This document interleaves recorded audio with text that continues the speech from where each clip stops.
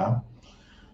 Vamos lá, vamos continuar aqui o e-mail. Só lembrando que a Alessandra está no chat, tá? E quando eu acabar de responder o e-mail, nós vamos responder as 5 primeiras perguntas do chat. As 5 primeiras perguntas, não, desculpa.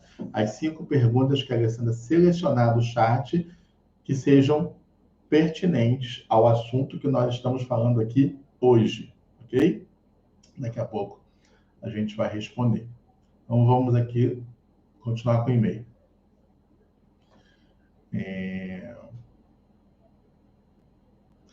Ele jurou que não está mais com a Amy.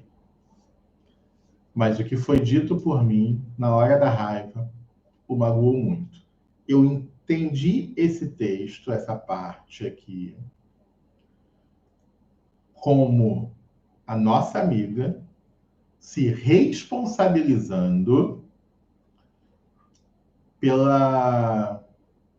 por ter magoado o esposo e por ele não voltar para casa nesse momento, porque ele está muito magoado. Posso estar com a minha interpretação do texto equivocada, mas é o que me chama a atenção. Você viu de forma diferente? Você entendeu? Da mesma forma, né? Então, a Alessandra concorda comigo, tá? Caso esteja errado, não tem problema. A irmã entra em contato e a gente depois volta aqui e diz o que a irmã quis dizer, tá bom? Mas hoje eu só posso responder naquilo que estou entendendo. Então, irmã, o que eu vou dizer para você? Não, esse sentimento que você está buscando agora ter não ajuda em nada a restauração. Primeiro ponto. Vamos colocar os pingos nos is. Ele adulterou, ele errou e ele precisa se arrepender. É o primeiro ponto. O pecado tem consequência, o adultério tem consequência. Você poderia ter agido de uma outra forma? Poderia. Poderia ter conversado e perdoado? Poderia. Mas, de verdade, alguém pode te culpar por descobrir que o seu marido está te traindo com uma colega do trabalho, depois de 30 anos de casado, de você não tacar alguma coisa na cabeça dele, não xingou, ou xingá-lo?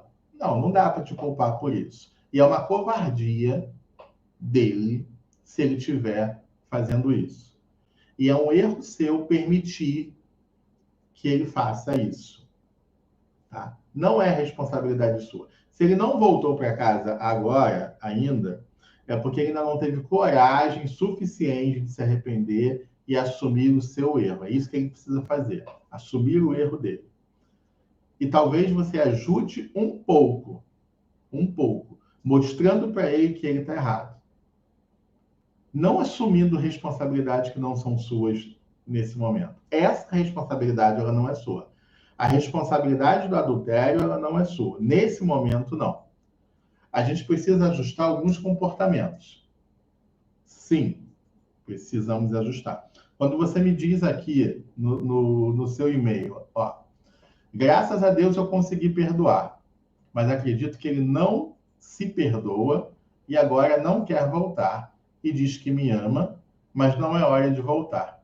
Estou orando muito por ele, não parece que está bem, mas não sei o que posso fazer para ele voltar a me amar. Estou sofrendo demais. Pronto. Final do seu texto, denuncia o estado emocional que você está.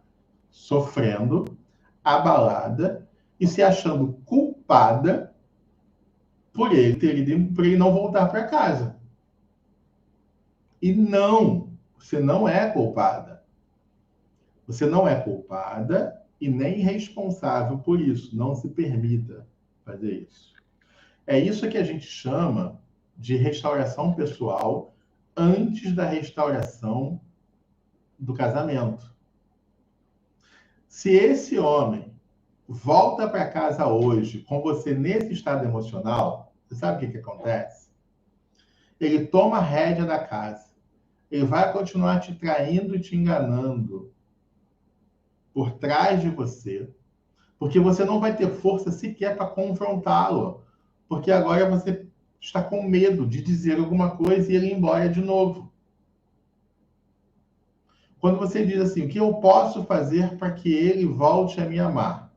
Rigorosamente nada. É a resposta que eu tenho para você hoje. Rigorosamente nada.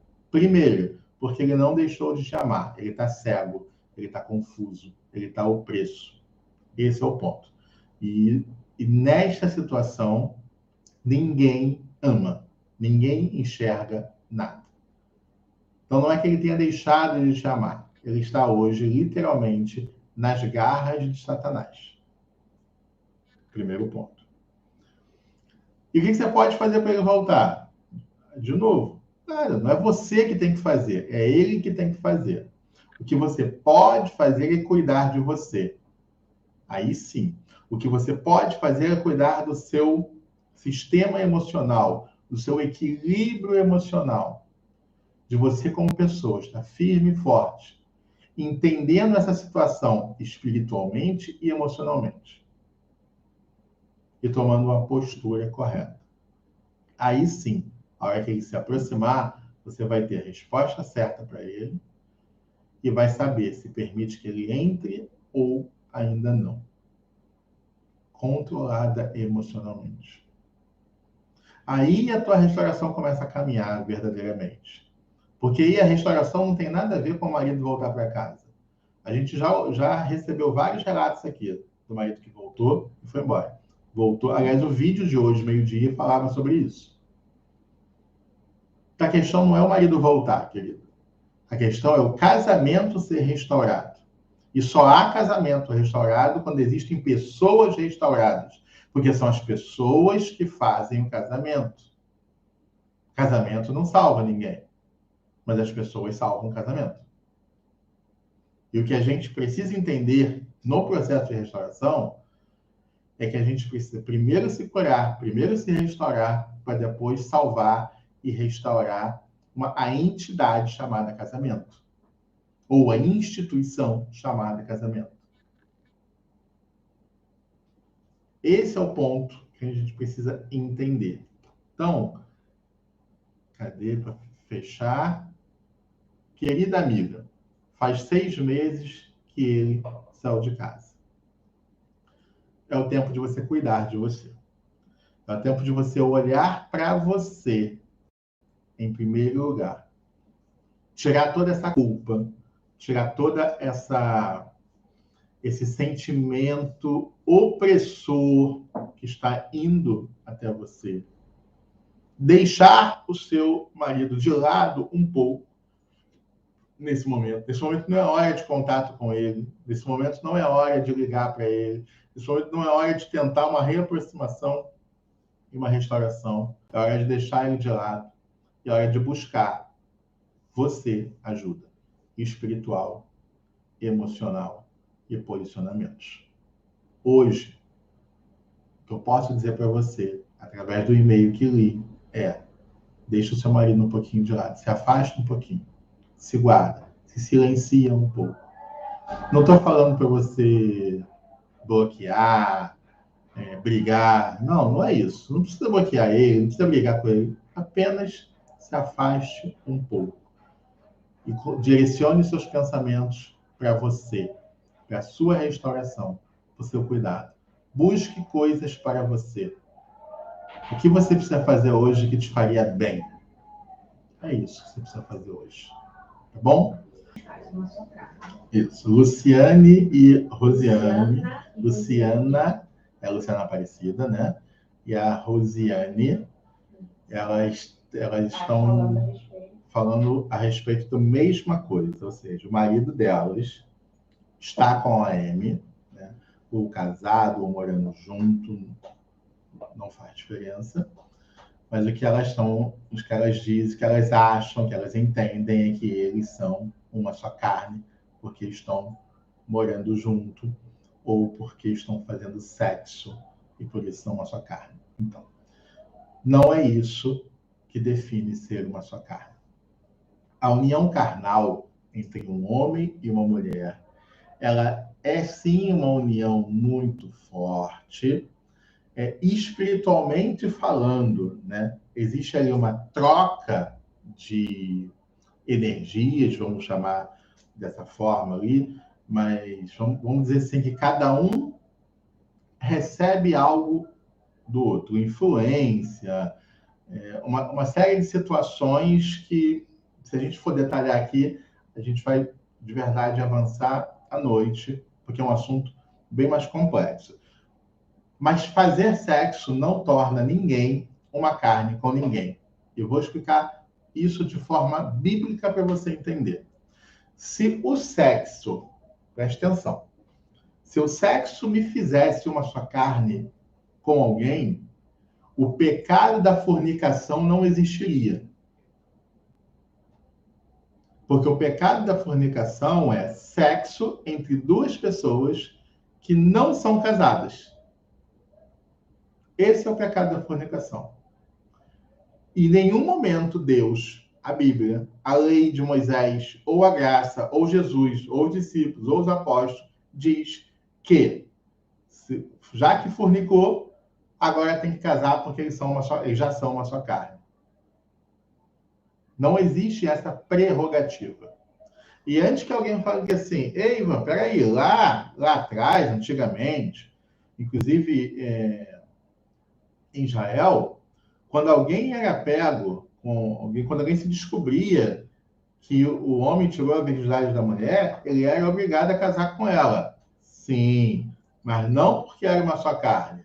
A obrigação era por causa da honra. É porque se aquela mulher que foi desonrada não se casasse com aquele homem, fatalmente ela não se casaria com mais nenhum. Então aquela família tinha sido desonrada por aquele homem. E por isso tinha a obrigatoriedade do casamento. Por isso que o pai, inclusive, ameaçava de morte o homem que fez isso com a filha dele. Mas tinha nada a ver com ser uma só carne.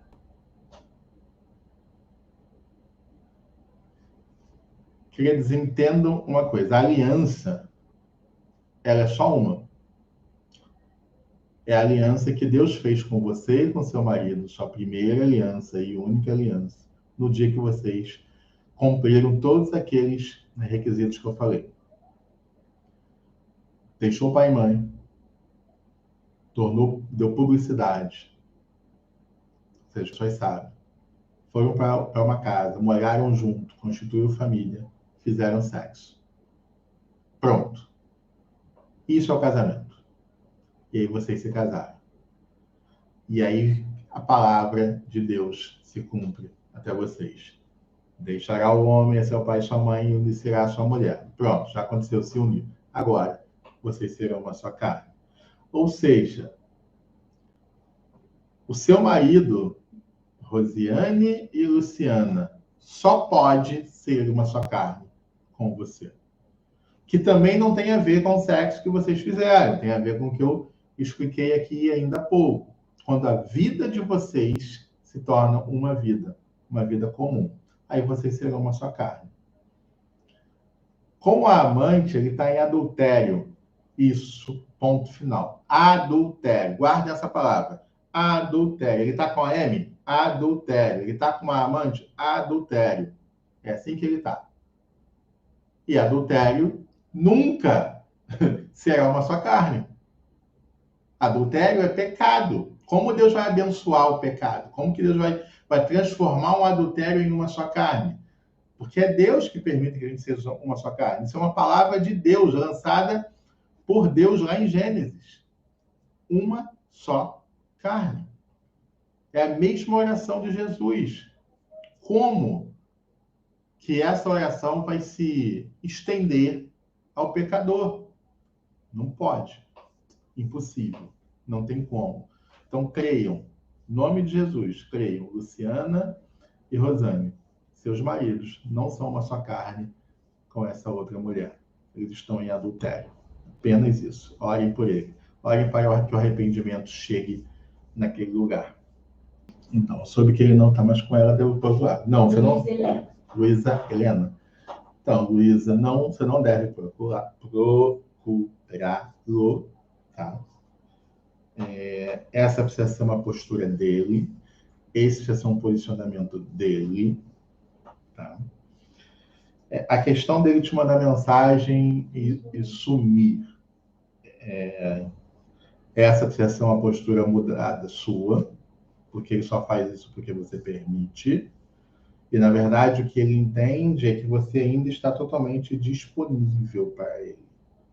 E aí eu vou tentar dizer para você a diferença entre disponível e posicionada.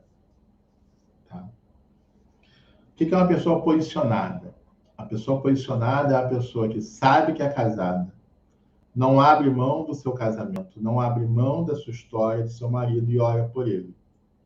Porém, esse marido, quem precisa voltar para casa é o marido dela, arrependido e buscando uma transformação pessoal e a restauração. Isso é uma mulher posicionada, sabe exatamente o que quer.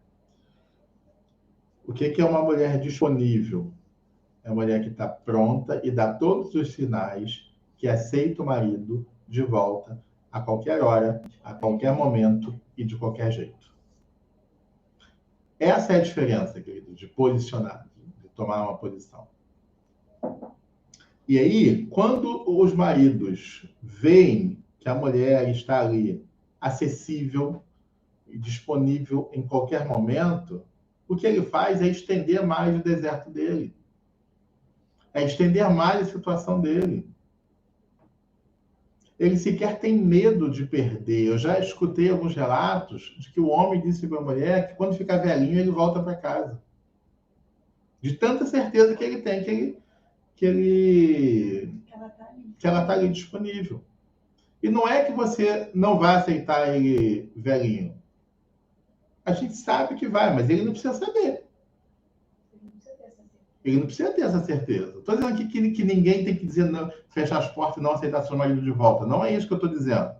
Na verdade, a gente deseja o contrário. A gente quer a restauração de todos os casamentos. Só que, ele não precisa saber disso. Ele não precisa saber que você ora por ele. Ele não precisa saber que você chora por ele. Ele não precisa saber que na sexta-feira à noite você fica em casa esperando o telefone tocar e que seja ele. Ele não precisa saber disso. Aliás, eu diria para vocês para não atender o telefone na sexta-feira à noite. Eu diria para vocês para não atender o telefone no sábado pela manhã, no sábado à noite. Aliás, eu diria para vocês é só falar com eles em horário comercial, quando tiver que falar. Aqueles que o relacionamento foi um relacionamento tranquilo e dê para falar. Para que mostrar, dar certeza para ele que você está lá, prontinha, disponível a qualquer hora? Isso não ajuda. Entendam, seu marido está no adultério, seu marido está com a cabeça no mundo, seu marido está buscando sexo, está buscando um monte de coisa errada, prostituição. Ele não olha para você como esposa, ele não olha para você com amor, com cuidado, ele não olha. E quando ele tiver oportunidade, ele ainda vai te usar, ainda vai se aproximar, fazer sexo e vai embora de novo. Por quê? Porque ele está perdido, porque ele está com espíritos imundos dirigindo a vida dele. Então, os frutos que virão dele serão somente frutos ruins. Então, não espere coisa boa de quem está vivendo e afundado no pecado, porque isso não vai acontecer. A única coisa que vocês precisam desejar e orar é um marido arrependido, que esteja exalando frutos de arrependimento, demonstrando o arrependimento.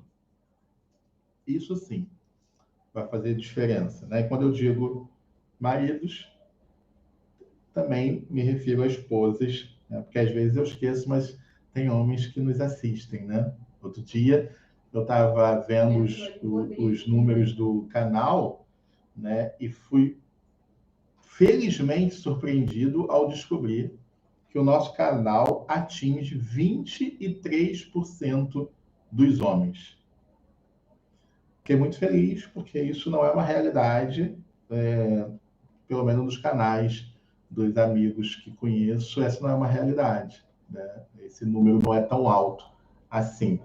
É isso por hoje. Que Deus abençoe a cada um de vocês. A gente se vê no próximo vídeo ou na próxima live.